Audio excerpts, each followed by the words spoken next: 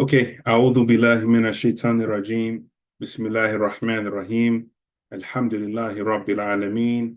الصلاة والسلام على رسول الله وعلى آله وصحبه أجمعين. Welcome back, brothers and sisters, to another week of marriage in Islam according to the Sunnah. And just before we get started, I just wanted to remind everyone of what we're trying to do and hopefully what we can get out of this weekly session. Basically, this is a discussion led by the Embrace Houston chapter and about marriage in Islam. And what we're trying to do is we're trying to pull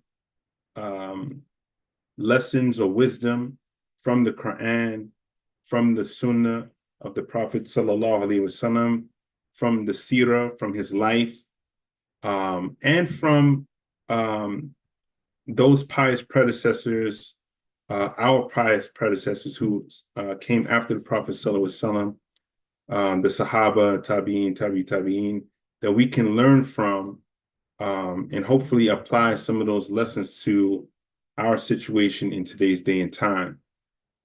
This is not meant to be a history lesson where we only talk about the past, but we use the lessons from history to hopefully apply them in today's context. So there is an aspect of reading from the Quran, reading from the Sunnah, but we would really like to focus in on the modern context and how is that applied today, and how do we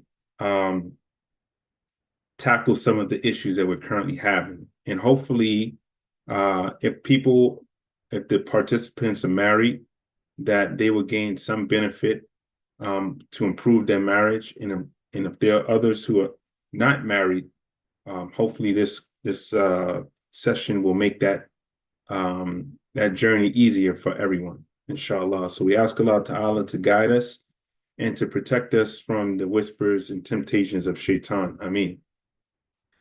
So I'm going to bring up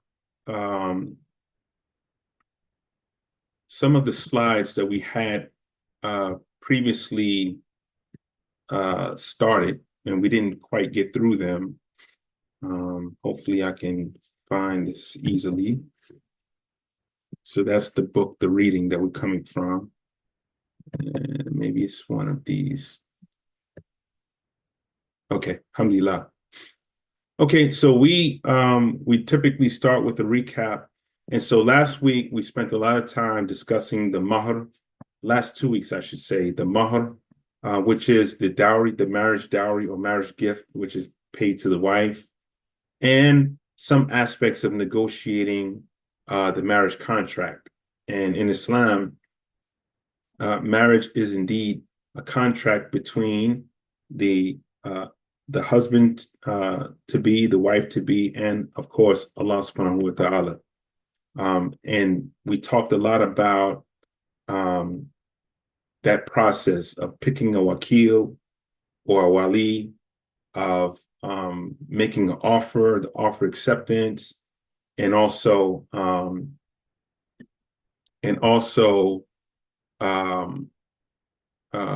the mahr itself. So this week, inshallah, we would like to continue in that discussion and move down to the remaining questions for chapter 2 reflections.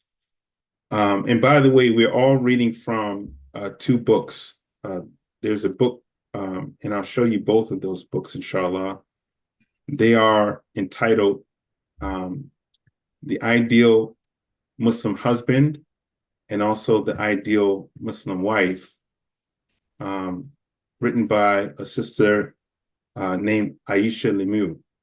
She's a British scholar and writer. And this actually stemmed from a lecture series that she was giving, which she later transcribed into 2 books. And so we've been kind of following these books as a guide through our discussion. So just get us back to the page. Okay. Alhamdulillah. Okay, so to continue in the discussion, tonight's topics that we would like to cover are um, uh, spouse selection, um, and the purpose of marriage in itself. So I'll just go back to the book briefly, and I'll read a little bit from the book, and then we can kind of discuss as we go, inshallah. So we'll start with the ideal Muslim husband. And by the way, this is meant to be a discussion.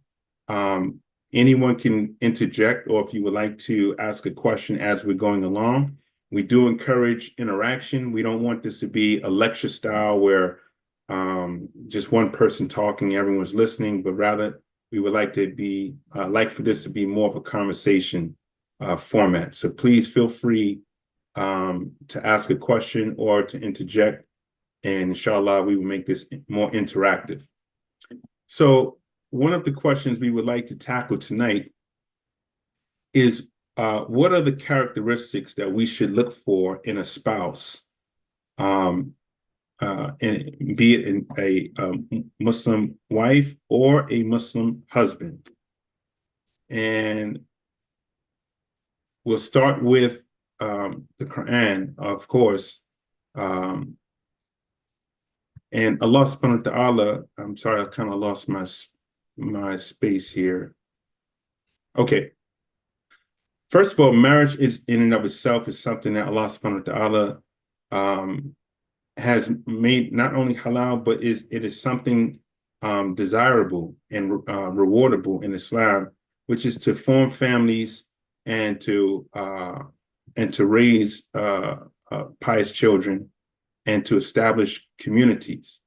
So in the Quran, chapter 24, ayat 33, Allah Ta'ala in translation says, and as for those who are unable to marry, I'm sorry, I should go back.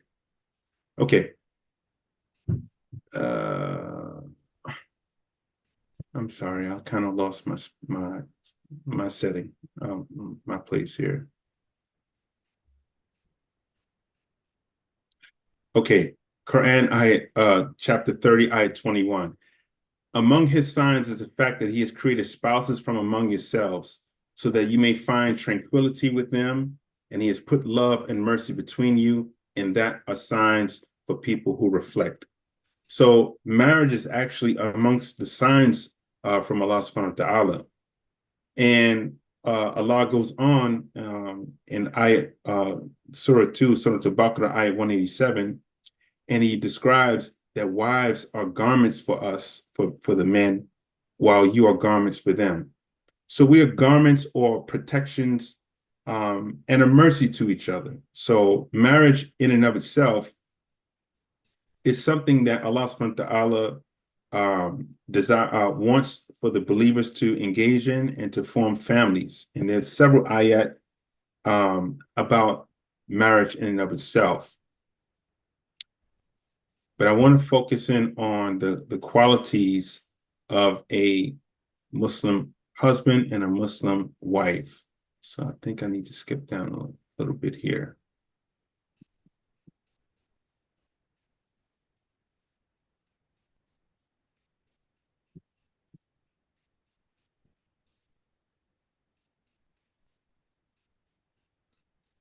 Okay. So let's jump over to the Muslim wife, because this one is a little more clear.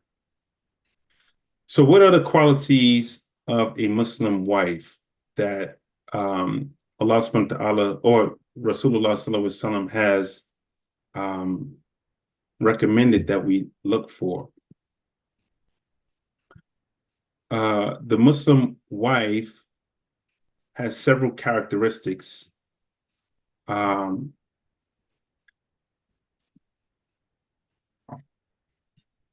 it says, and I'm just going to read it because I have my notes here. It says here that a Muslim woman may be sought for several reasons. Number one, her wealth, her birth or her beauty. Her birth meaning her lineage, her beauty, or her religious character. But do look for the religious woman, and if you do it for any other consideration, your hands be rubbed in dirt. And this is a hadith which is found in Sahih Bukhari and Sahih Muslim. So those are the qualities that are described of a Muslim wife. So if we could just talk a little bit about those qualities. Number one mentioned, it says in a hadith narrated by Abu Huraira that a woman may be sought for her wealth, for her birth, her beauty, or her religious character, but do look for the religious woman. And if you do it for any other consideration, your hands be rubbed in dirt. So let's talk a little bit about those characteristics. Are these qualities that we prioritize today when we're looking for a spouse? So I'll open that up to the floor, inshallah, as I look for the space. Assalamualaikum. Walaikum salam wa rahmatullah. Is that a trick question? Is No, that something we should look for, or is that something that we actually look for realistically? well, that's the discussion point. I mean, are we actually implementing that? And this is the I mean, hadith. I can't speak for everyone, but I don't think that in these times most people are looking at those specific qualities. Wealth may be one, beauty definitely may be one, but I would say maybe some, not all of those qualities. Hmm. Well, sister, were you finished? Yes. Okay. Well, I think you have to start off with understanding the pool. How big is the pool of selective that we select from? And the pool kind of determines the constraints that one has. Now, look, you guys know that men are visual. We're very visual. And oftentimes we can tend to overlook the important things when you get caught up in just the beauty, right? Though beauty is important. But I think once you understand that one's selection is limited and you have some constraints, then one has to prioritize from that pool some kind of hierarchy of what you're looking for. Prioritize what you're looking for. Make sense? That makes sense. Okay. Alhamdulillah. So, and that raises a very important point, especially I think for let's say converts or reverts to Islam. Many of us, I can speak for myself and maybe a few others, that we mostly come from a Christian background. And so when we accept Islam, oftentimes there's a degree of isolation that happens from our family, our friends, and our social circle. And we kind of enter into a new community in which we are in some ways strangers to. We don't really know all of the do's and don'ts and all of the cultural norms of being a Muslim. Eventually, over time, you learn. And again, I don't mean to overgeneralize, but it does also depend on your locality and the community which you are part of.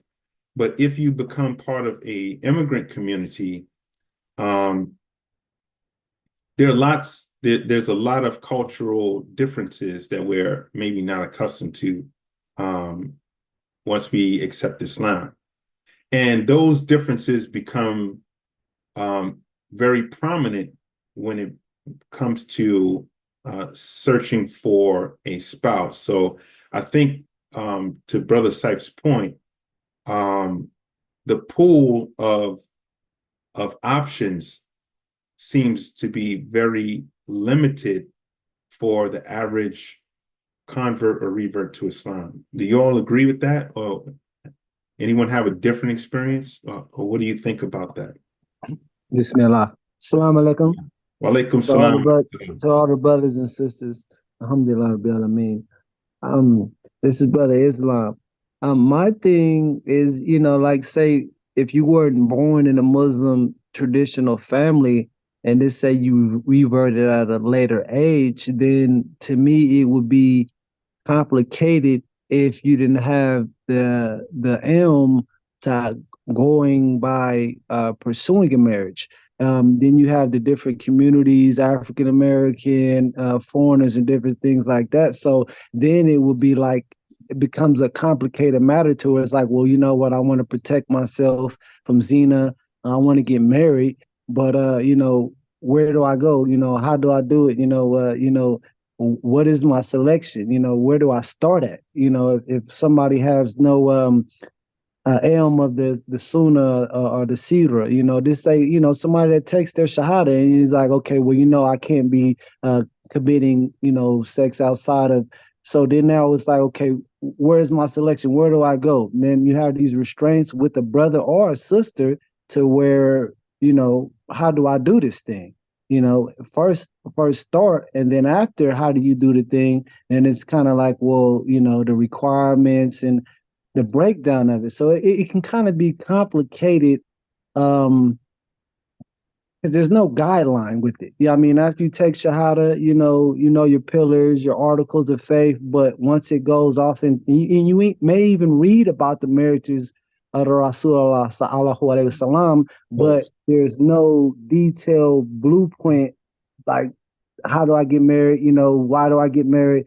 So it can become complex. But I think in our time, if a brother's walking down the street, he's you got a kufi on, you see a sister, then it's kind of like, well, how does this go? What I mean? So I mean, it's breaking down the fundamentals of marriage is a compulsory if you're able to do such, and if you're not, then we need to refrain. I wanted to go in, I believe it was Surah. 1 second, give me. I want to quote the right surah, where it talks about surely the man who submit and the woman who submit, and the believing man and the believing woman, and the obedient man and the obedient woman, and the truthful man and the truthful woman, and the patient man and the patient woman, and the humble man and the humble woman. Allah has prepared for them forgiveness and a great reward. That's Surah 33, ayat 35. That brings me back to what you were touching on about spouse selection and so on and so on. SubhanAllah. SubhanAllah. Jazakallah khair for that reminder. Abdul Ali, Nah, yes.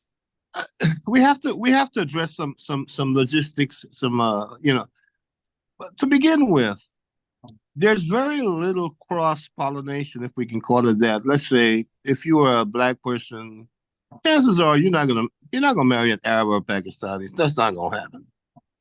If you are a white convert woman or man, for example, you have much better choices. Wouldn't you agree? This has been our experience. So once you understand that, then you understand that your choices are within that within a framework. Secondly, we've made it so difficult for people to approach each other. I think it should be okay for you to go to a sister, listen, are you married? Is there someone I can speak to regarding you? But you better find out from somebody if she's married or not, because it can be very embarrassing. Okay? So I'm saying we have to find a way to approach people, because we've made it such a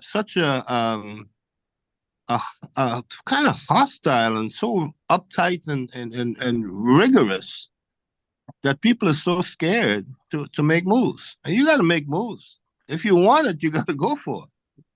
All right. Alhamdulillah, Jazakallah khair. I mean, these are the type of issues that we're looking to find solutions for. I mean, this is part of the reason that we're having this class or having this session, so we can discuss these issues and try to find appropriate ways of how to go about doing this. I think there are a lot of Muslims who are suffering silently, who want to be married or looking for a spouse. And as you mentioned, Brother Saib, they don't know where to begin or how to go about to do these things. And to a degree,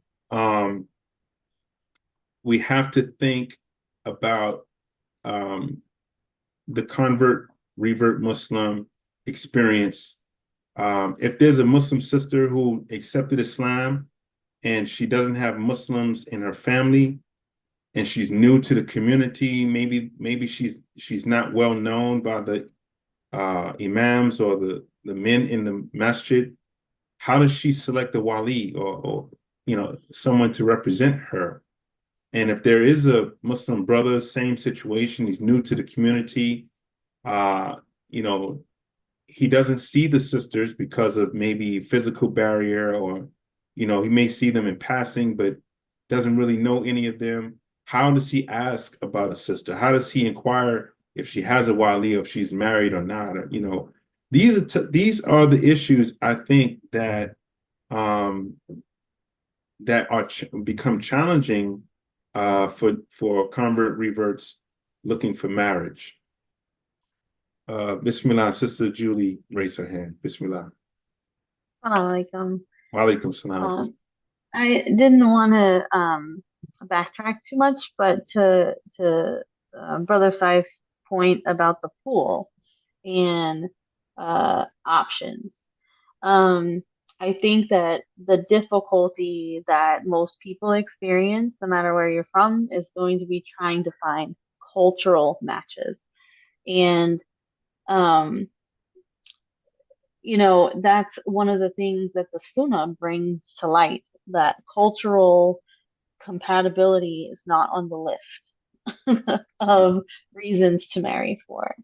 So while cultural differences provide, a whole array of other challenges, if you have the Sunnah teaches us that if the fundamental things are met, then the rest is the journey of marriage to work out, right?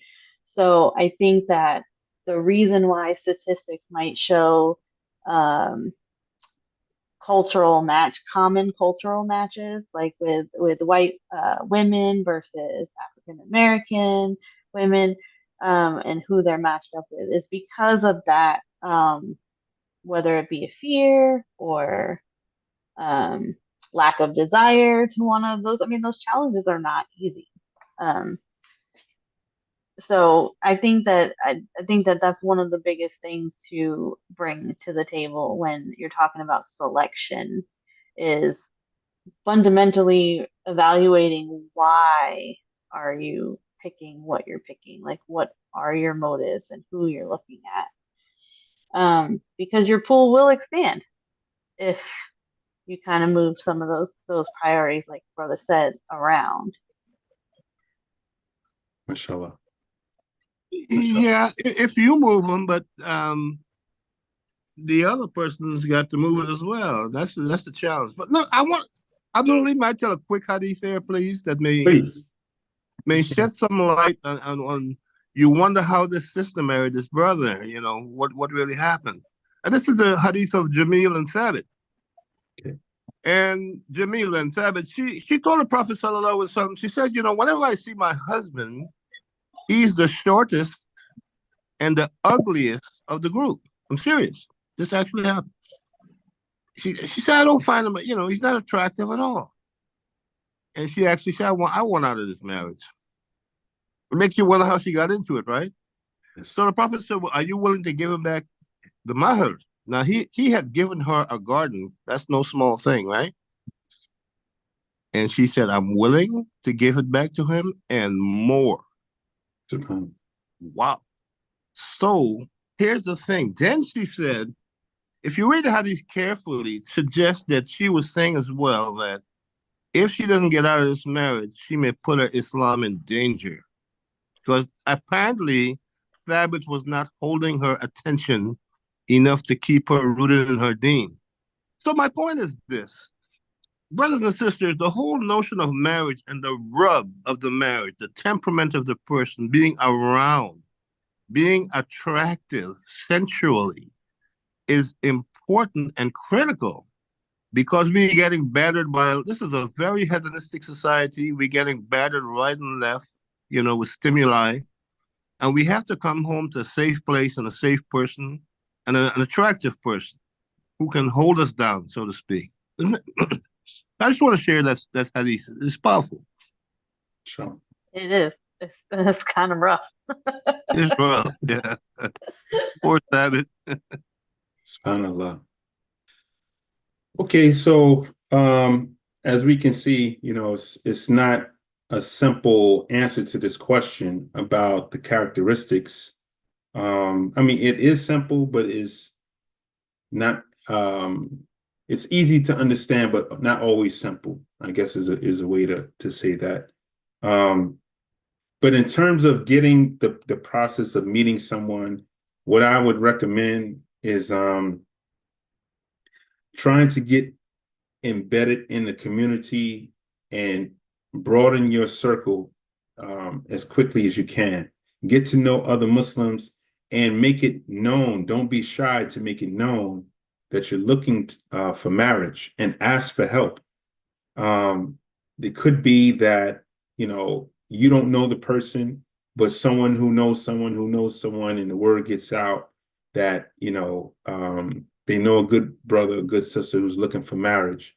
And then as we are discussing, you have to be, how can I say, you have to be realistic in terms of the pool to choose from. The other thing I would recommend is don't limit yourself to your locality. That if you're having trouble in the local city or town where you live, trying to find a spouse, that you should consider looking in other cities, other localities.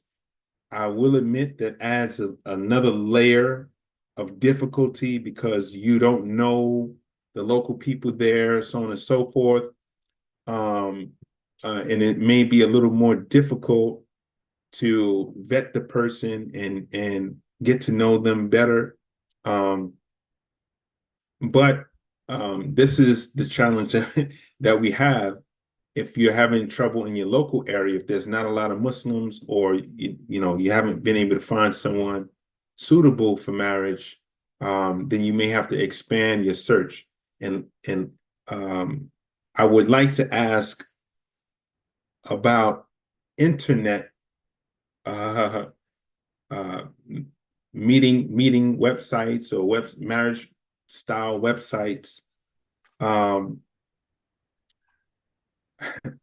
I know that there are several websites that offer opportunities to pick from nowadays, dating style websites. I hate to use that word dating because we don't date in Islam, but opportunities to find a potential spouse online. As far as I know, this is permissible to do it this way, but it's not ideal. Do you all think that internet searches are more helpful or harmful in the process? Assalamu alaikum. Wa alaikum salam.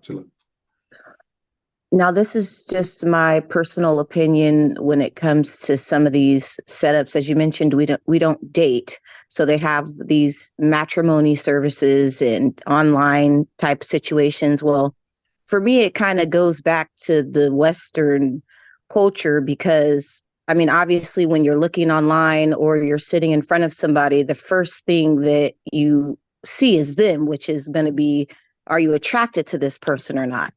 So now what you want thought in your mind that you were focusing on or was the priority becomes second priority because now you're starting with the eyes.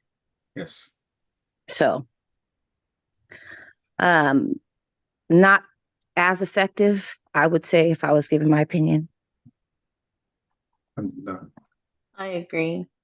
I do not have any experience, I have to say. I have been married for an extremely long time. So I have no experience for searching, but I know many sisters who use you know, the websites or, there's a lot of Islamic but I haven't used them to really get an opinion of like their halalness, right? I mean, there is a certain amount of zina that's included if you are looking at a selection of brothers in private, for your own personal viewing, like Sister Aziza mentioned, then, you're just, gawking your eyes at what's attractive and what's not. So I don't know if these sites have anything built in for that to protect for that. That's the first thing that I think of when I think of sites. It's private, and that's between you and what your eyes can see, and that's where gray area can get people into trouble. Well, look, I mean, I've spent some time on those sites. Look, having a look is a good start. I mean, you got to find some attractiveness. Here's the thing, though. The sites are filled with a lot of fraudulent people, a lot of charlatans, a lot of fakes. Okay, one. Before one gets on a site, you have to ask yourself: are you willing to move? You got to answer that question. Can you uproot yourself from where you are? And the challenges of vetting that person over that distance, it's going to require some traveling for somebody. I mean, it's going to be taxing. But, I mean, the problem I ran into when I was online before I got married was I would tell a sister, listen, sister, I like you. I would like to have an exclusive engagement with you, just me and you talking. Either we get married or we go our separate ways. Oh, no, brother, I can't do that. I'm talking to Brother Muhammad, and he's teaching me the Quran. Nah, it's not going to happen like that. So what happens is the online site makes us unwitting players. All right? Because people are talking to several people at one time. I didn't want to do that. I want to talk to one person. Yes. And go all the way or break. And then, So this is what we find online. I ask people, does the sister know you have two other sisters you're talking to? Does she know? You got to let her know. If she buys into that, it's not fair. So these are some of the problems you run into online. I just wanted to add, I live in an area where a lot of the masjids host, from time to time, these halal like meetups for those looking to get married. Yes. And I did have a good sister of mine who actually found her spouse in one of these events. So I think it's very nice for the masjids to, to stay away from people trying, like getting into haram relationships and hosting these halal events for those looking to get married. Wow. Yes, Jazakallah khair for all of your comments. I have also heard of those programs locally here in Houston and other cities. I just don't know what the success rate is or if it's producing positive results. So I'm glad that you shared that story or that experience so that, it does give hope that these local meetups do sometimes produce, positive experiences in marriages. And when I say positive experience, it could mean either that these two individuals did go to the next step of actually marrying each other, or B, that they got a chance to vet each other, and they discovered it's not a good match for one reason or another, and they were able to move on from that experience in a positive way without breaking the rules or the limits of Islam, and without harming anyone's reputation or anything of that nature. I do think that the local communities should consider playing a more active role in facilitating meetups, like you mentioned, sister, of even if it's once a month or once a quarter, that they host these types of events where Muslims looking for marriage can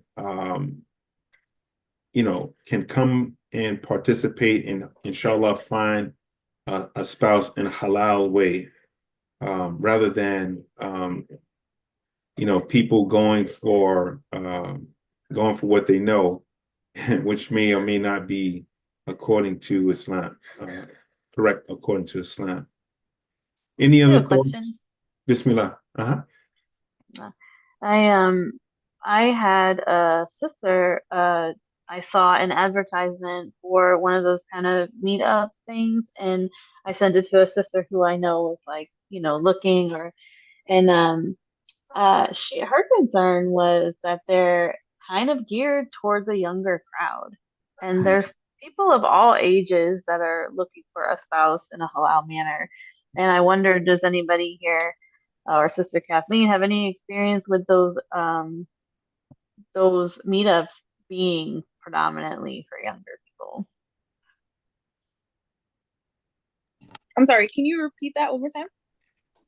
Do you think that those meetups and those halal, masjid sponsored meetups are more for younger people looking for marriage?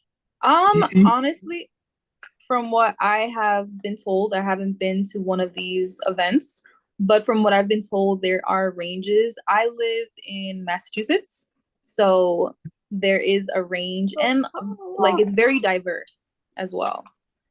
There's a lot of different cultures that come up to these events and different ages. So I would say it's pretty versatile.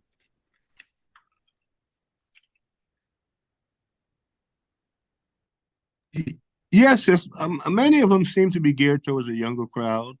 And let's be frank, we feel kind of embarrassed to go, and you feel like you come there like prowling, stealing from the cradle or something like that. It's not a very pleasant thing. So it would be nice, as the sister said, if some things can be geared to, let's say, 30 to 40, 40, 50, whatever, and limited to that. Abdul Alim, I think you should host something like that. Well, that's we're actually discussing embrace facilitating something like that. We're not quite there yet. This is sort of like a precursor to that. That's kind of why we're doing this, is because we're discussing the possibility of facilitating meetups for those looking for marriage. So inshallah, it will be coming. Inshallah. Any other thoughts about facilitated meetups at the masjid, positive or negative experiences? Has that been beneficial? Okay, let me ask this question. If there was a local meetup at the masjid, would anyone have any reservations about participating in that?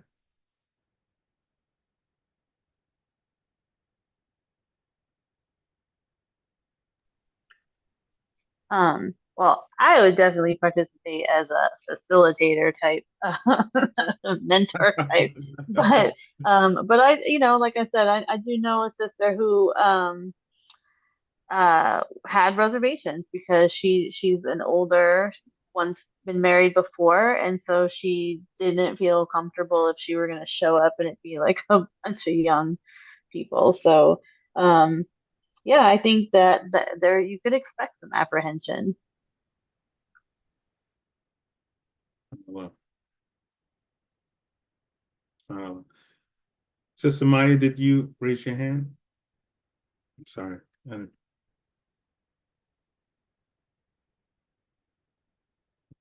maybe not. Go back.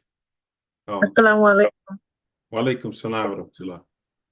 This is Marina Noordine. I just wanted to share. I'm not really familiar with. I've seen different masjids facilitating things in this nature, and I've also seen a lot of positive feedback just in regards to the ones that you have to pay for. Like there's some of them where they do like a singles night and you pay $99, and so it seems like there's more when people are buying into it and investing into it, there's a higher quality of people that show up.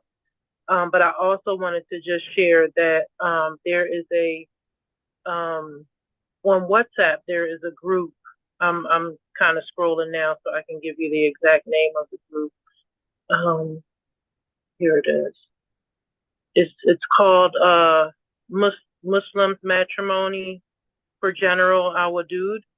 There's about 1,007 people in the group, and I've kind of just I've kind of played a quiet fly on the wall type of situation, but just in regards to what Sister Aziza, I think it was Sister Aziza had mentioned about, or there was some sister who mentioned that sometimes when you're looking at the faces, that kind of defeats the purpose. With this particular group, they'll have like Sunnah Nikah. I'm just giving something, for example, like reading verbatim. It says gender female, ethnicity Pakistani, age 36. She gives her ancestral village, her current location, is she willing to relocate, her legal status, her height, her education, her occupation, her build, her complexion, appearance, any disabilities that she may have, her religious practice in Islam, her marital status, like if she's ever been divorced or if she has any children. And then they give them a chance to kind of say a little bit about themselves. And she's like, I'm born Muslim. I have living arrangements with my family. My age preference is 36 to 42. And it goes on, and like each one goes on and on and on. And at the end, they give you like the contact of the wali, so that there can be a discussion before, sight unseen, and, conversations can be had. It seems like I said, I've been a fly on the wall for like maybe 6 or 7 months now. I don't know of anybody who got married, but I think what I like is the way that they kind of gone about it, where people, some people are posting on behalf of someone else, and they give a number on the profile to contact somebody, and I don't know. I don't know if it's a great idea or not, but I remember when there was about 600 people, and literally in the past couple months, like 400 people have been added. And, every day, like if I take a break on WhatsApp and come back, sometimes there's like 58, 60 messages that I may miss, like in a space of maybe 12 hours. So I'm just assuming, like I said, I haven't given my profile. I'm just kind of seeing how things work, because like the brother said, I'm one to take my time. I'm not really in a rush to like scope out 4 or 5 different people at a time. I'm not even sure if I'm interested. I'm just making some due diligence and asking Allah to, just to guide my steps in terms of what He wants for me. But there are some apprehensions just in terms of, I'm 45 years old. I've been married more than once. I have children. Like I have adult children. I have, a 7-year-old. Like a lot of times when you organize something at the masjid, with a wali or with the imam or what have you. And I've seen this also with a sister that was living with me from Algeria. She was, unmarried, untouched, 45 years old, unmarried, untouched. She's having just as much difficulty as somebody who's been married, has children, and a lot of times, what is being presented to some of the sisters is, well, you're not a spring chicken, and you're not young enough. You're, okay, you're a chaste woman, but you're 45 years old. And so, I think a lot of people, depending on their age and depending on, their situations, have found some difficulty. But I also want to, on the other side of things, say that I have seen some things that look like they have really great potential. So, it's really about your intention. You know what I mean? Like if you're intending and you're fasting and you're praying and you're making istikhara and you're doing your due diligence, I think, what's for you is already coming to you. So I just wanted to send some encouragement and just share, what I've seen on both sides of the fence. Thank you. Alhamdulillah. Jazakallah khair for sharing that experience, Sister Nurdin. That is a lot to unpack there, but I think you made so many great points. Alhamdulillah. I'll open the floor if anyone has any comments about what Sister Nurdin shared or would like to add to that.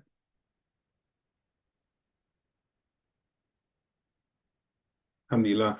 I do have a question though. You brought up an interesting point, Sister Nurdin, about the number of people in that particular group being so many people. Do you find that there's maybe too many options? I think sometimes that can also be a challenge in and of itself, where there's so many options on the table that we become overwhelmed with the selection process that we can never actually settle on anything, because there are so many options to choose from, so to speak.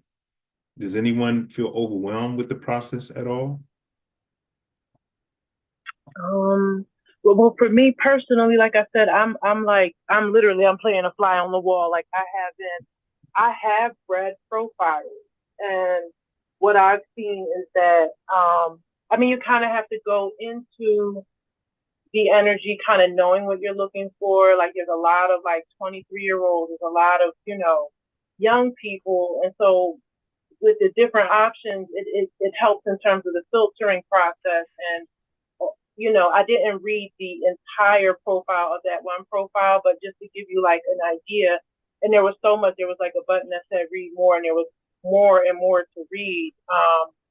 So I think when you kind of have to know what you're looking for, like there's some guys that are on there that are like, PhDs and people who are, working in AI science, and you got to know what attracts you. You have to know, you just kind of have to have an idea of what you're looking for. So the filtering process is easier. And so what I find is that, I've seen a lot of Pakistanis on there as well. So you got to decide, like, are you looking for somebody in your ethnicity? What age group are you looking at? Doesn't matter if the person has been divorced. Doesn't matter if this person has children. Doesn't matter if the person doesn't want to move. Doesn't matter if the person wants to move into the U.S. and needs your help to, like this person may be wanting marriage to an American citizen. Like some people will say on there, looking for an American citizen who is willing to relocate me to, I personally live in, so there's so many there. I agree with you that there is so many options. Yes. But you walk in knowing what you're looking for. Like if you're, if you feel led to help a refugee or immigrant come into the country and experience a new world and love, it's easy to find your match because they're out there, and they're very, very transparent. Like what I've noticed is that with these profiles, the people are really transparent. Like, I got 4 kids. I've been divorced 3 times. I'm just giving it one more shot. If you know somebody who's interested, like you'll see some profiles like that. And then you see some really professional profiles, where, people are like, contact my wali. Or this may be somebody's mother who is sending the message, and, she's posting for her son or vice versa. And, some people on their profiles are telling you exactly what they're looking for. So, do you meet the criteria? You know what I mean? Like you might see somebody, oh wow, I'm interested, but when I'm reading what they say, I don't even meet the criteria.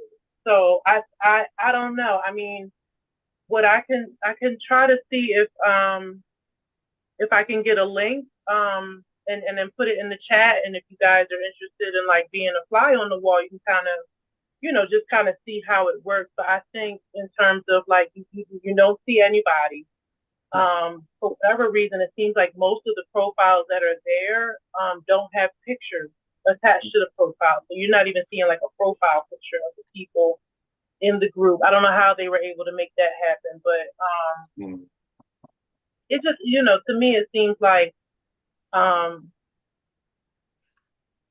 don't know. I guess for me, it's just like, it just kind of gives me the idea, okay, like what's out there? What are people looking like? What are they thinking like? What are their interests? You know what I'm saying? To kind of figure out in your mind, like, is this even the way that I want to go? And I feel like, I mean, I haven't seen anybody who I was like, hey, that looks like a match personally for me, but you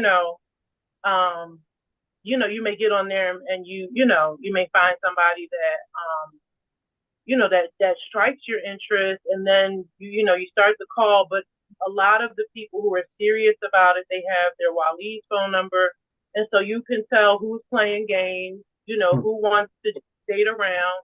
And then, you have people who, provide these really professional profiles with the Wali and the name of the mother and her phone number and, where the first meetup will be and, contact, we will be at the masjid on so and so and so, Yes. So it offers, I think the options it just kind of depends. If you're like in a rush and a lot with those who are patient, you know what I mean? If you're in a rush and you're looking for something specific, it may be overwhelming. But if you're like taking your time and you're combing through, and if you've been in more than one marriage and like I got to find the right one, then have that opportunity to comb through and kind of figure out what works for you best.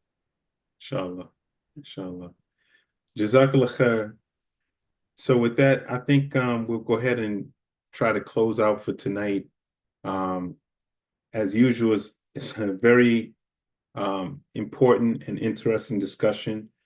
Inshallah, forgive my technical issues in the beginning, but despite my my challenges, it looks like we had a great discussion, and I think we hit on some very important points that we can benefit from.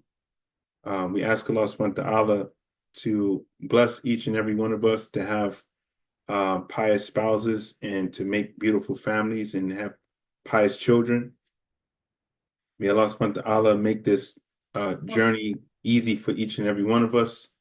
May Allah subhanahu wa ta'ala forgive our shortcomings and guide us to the straight path. Ameen. Subhanaka Allahumma wa bihamdik. ونشهد أن لا إله إلا أنت ونستغفرك ونتوب إليك أعوذ بالله من الشيطان الرجيم بسم الله الرحمن الرحيم والعصر إن الإنسان لفي خسر إلا الذين آمنوا وعملوا الصالحات وتواصوا بالحق وتواصوا بالصبر.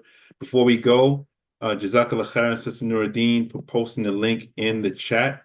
If anyone is interested in being a fly on the wall or an active participant, there is a link to the WhatsApp chat that Sister Nuruddin mentioned.